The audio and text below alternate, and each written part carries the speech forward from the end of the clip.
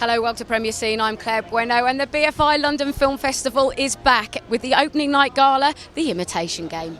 It's very difficult for me to talk about your character because it's such a complex character that you're. It's a very complex character, which is lovely to play, and you're battling with some choices that my character makes in the movie, and it's always nice to play that and to kind of surprise people as well is always a joy. I think so. Reading the script, when you got to some of the scenes, you must have thought, oh my God, this is just a gift. I know, it really is, and especially when I don't want to give too much away, but when you have a moment where you really get to turn people's attention and turn people's perceptions as well is very nice. Well, the one thing I think I can say is that the film, one of the themes is about being an outsider. Yeah. But for your character in particular, I think it's important that he is part of a team, isn't it? Yeah, definitely, and the real what we do tend to show in the movie as well is the fact that while Turing was such an outsider, at the same time he was in a way he needed to be for his mind to work the way it did, because at the end of the day you're talking about the father of the digital age. This man thought so far outside the box that he actually created the first digital computer. He created a machine that can think faster than the human mind, and maybe you need to be a bit of an outsider because no one really understood what he was doing. Yeah. I think that's a really interesting point. I mean, we pull out our digital devices now, and we don't even think about it. But this is a man that actually, he was a pioneer. He was completely a pioneer, yeah. I mean, and he's celebrated within any makers of technology and any people, engineers. They know him as really one of the forefathers, as I said, of the digital age. Is it important for you as well, because this film it's just a beautiful film, and there's an important story to be told here. Was it important for you to be a part of it? Definitely. When I read the script and I did some studies on him, Alan Turing was one of the greatest minds that Britain has ever produced, and what he did changed the face of history. And they say they calculate that what he did in Bletchley Park and the people in Bletchley Park alongside him ended the war 2 years early with the saving of 14 million lives. He should be a name that everyone has and just rolls off the tongue and they know about him. And because of certain circumstances, mainly due to his sexuality and the way he was genuinely persecuted because he was gay, convicted, tried and convicted, and then sentenced to chemical castration, is absolutely horrific and shocking and appalling. And the man then, his mind went, and in the end he actually, because you're talking about one of these minds that worked so quickly, it couldn't work anymore, and he actually took his own life, and it's very, very sad. You're part of the team, really, aren't you? Can you tell us a little bit more about that, please? Well, I'm part of the code cracking team in Hut 8, whose responsibility was to crack the Enigma code, and Alan Turing's mind was able to realise that the only way that was going to be cracked was to invent a bigger and even more intelligent machine than the one they were using, whilst everyone else was still there with their pencils and their workings out. And in doing so, shortened the war by 2 years and saved millions of lives. So. The film as well, when you watch it, there is so much more about it, isn't there, than just code cracking, rather? Yeah, code cracking is at the centrepiece of it, but there's also his younger life, how he developed a mind to be able to do this and think in this very unique, special way. And also his legacy after the cracking and how, in this country we treated him, which is an incredible embarrassment and incredibly embarrassing that it was only a year ago that this man was pardoned. And the fact that an issue like this is still relevant now is shocking. What kind of research material did you have to go on? Because there isn't really a lot about it. No, it's because they had to burn everything at Bletchley Park for top secret. There isn't much left, but thankfully there's accounts and people started to open up about it in the 60s and 70s. So there's quite a few biographies and I sort of read some of the maths books in a very ambitious, nerdy way, and then quickly realised that was a very silly idea and put them down. But yeah, it was one of the most fun jobs I've ever had research-wise. Some of the anecdotes, all these quirky characters collected under one roof. It was great. This is a wonderful part that you play, isn't it? Can you tell us more? Sure. I play the young Alan Turing, Alan at school as a young teenager. And at a point in Alan's life that became very formulative of who he was as an older man. As I suppose a lot of us are formed by things that happened to us as a teenager, but Alan suffered a real tragedy, which I don't know, I shouldn't give away. Let's not give it too much away, no, because it's part of the story. Yeah. But he has a tragedy that affects his life. Yeah, and that was my role to tell. Well, what I noticed watching the film was the nuances between the performances between yourself and Benedict. Did you work together to kind of formalise those? Because there were so many parallels between the performances. A little bit. We spent a little bit of time in rehearsal, coming together with a formulation of Alan. Then the rest just sort of fell down to the aesthetic, I suppose, of the film, and the job that the design department have done so wonderfully, the consistency in the script, and also having Sarah Shepherd, our vocal coach, being with us both all the time on set to ensure that there was a vocal consistency, and one that kept a sort of consistency between the two characters across the film.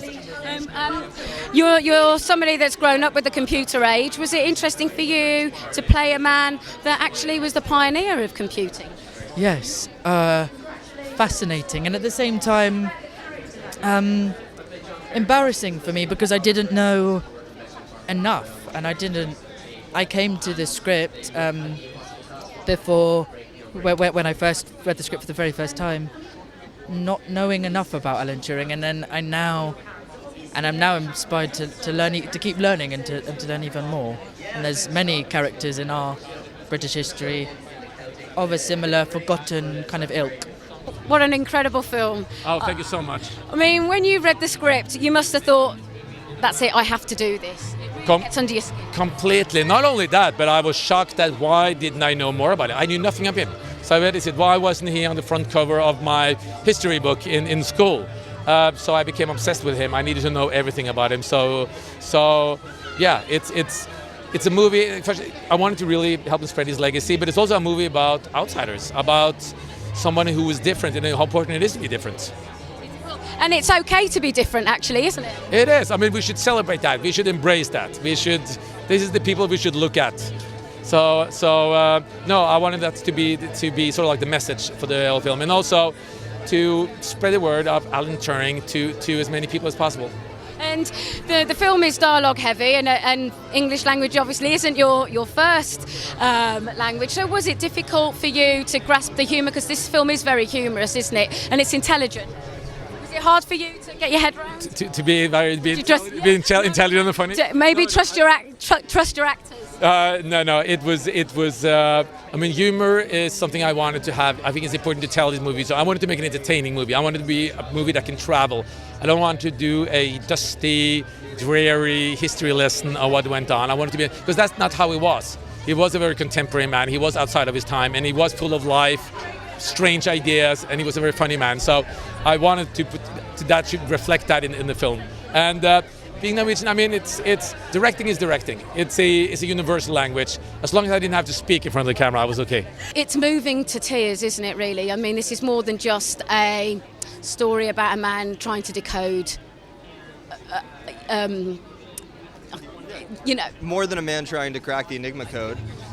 This is about an exceptional man, a genius, a tragic figure who has left us with so many things to be thankful for that we really haven't fully comprehended or appreciated or acknowledged, and yet someone who was also treated in such an unjust, tragic way that I'm sure is very much understood at the time, but you look back on now and really can't quite comprehend some of the decisions that were made. And I think that, it was our desire, our intent to make a movie that tried to encapsulate some, because it's very hard to do all of the contributions that Alan Turing gave to society and the legacy that he left behind, without shying away from the fact that, this is not a film with a happy ending outside of the legacy. And that legacy really is quite impactful. And to be able to pull it off convincingly, you're going to need an actor with the gravitas, and Benedict Cumberbatch is just out of this world, isn't he? Yeah, he's riveting. He has so much talent in his little pinky. We were trying to figure out who had both the passion and the chutzpah, as we would say, to really tackle such a multifaceted, complicated, individual that's obviously based in real life, and someone who would dedicate themselves to the craft of trying to really hone a character. And just studying Benedict's performances over and over and over, it was so clear to see that in just a look or a glance he was expressing 5 different emotions, and then he showed up with so much passion, and we were actually able to work with him for almost 6 months in advance. We were able to carve out 2 weeks of rehearsal time to really get the role. We were able to work with him, Morton, especially our director, work with him on dialect and nuance of the physicality, which may seem more subtle when you watch the film, but is all part of a metamorphosis of becoming somebody else. And we were really blessed that he understood this character in this film in the way that we were looking for. And talking about craft and being well blessed, I mean, it all starts with the story. And the screenwriter, his work is phenomenal, isn't it? Phenomenal. As an American who did not know the story of Alan Turing at the time that I read the screenplay, that was the initial hook. And it's sad that an educated individual, I'm previously a lawyer, worked in finance, then became a film professional, had no knowledge of Alan Turing, and I learned about it through Graham's screenplay, and then subsequently did a tremendous amount of research, into Alan Turing's life and original works, etc. But it's really not just about telling a traditional biopic, it's about how you tell it, and that really does start with the screenplay. And Graham, to his credit, invested himself in crafting something that was hopefully poignant, powerful, intelligent, but also humorous, witty, hopefully a type of film that can, with heart, that can make you laugh and make you cry, and do so with the interest only of telling this story in the way that it should be told. So incredibly lucky to have been able to option the script, been able to partner with Graham, been able to bring this to the screen, and it's only fitting that we're here tonight on this rainy London evening. So we're just both so grateful and overwhelmed and thrilled to be showing it here tonight. Because there was so little known about Alan, was it a difficult project to get off the ground? Was there interest? Not for quite a while. It definitely, I think when we started, we felt so passionate about the material that we thought naturally people would be lining up to make it, but it's not a film that I think could be made at a studio nowadays. That bullseye is so small for a studio film, so it was an uphill battle, but I'm glad it led us here. Yeah. So. It did. And I have to talk about Benedict Cumberbatch, because just what a phenomenal performance this man gives. He gives everything, doesn't he, really, in the part? He's fantastic, and we were really fortunate to be able to cast him and his availability, and I think it's very rare that a director comes in with a vision and the producers and you're able to get your top choice, so we're very lucky. I was going to talk about the director because, Headhunters is a phenomenal film in its own right, isn't it? So how did he become attached to the project? I think for us, it happened because we met with him, and he really won us over with his ideas and his thoughts, and we just felt with Headhunters, he really did a great job of combining genre elements with a real character study, and we love that balance, and we're thrilled with his work in the film. So, I mean, the film is dialogue heavy. Was there? Were you cautious that you used a man that was English wasn't his first language? Was that ever going to be a problem? Well, we were fortunate because we had a stellar dialect coach, Yeah, right? yes. Who was there every day to help in case that became an issue. So.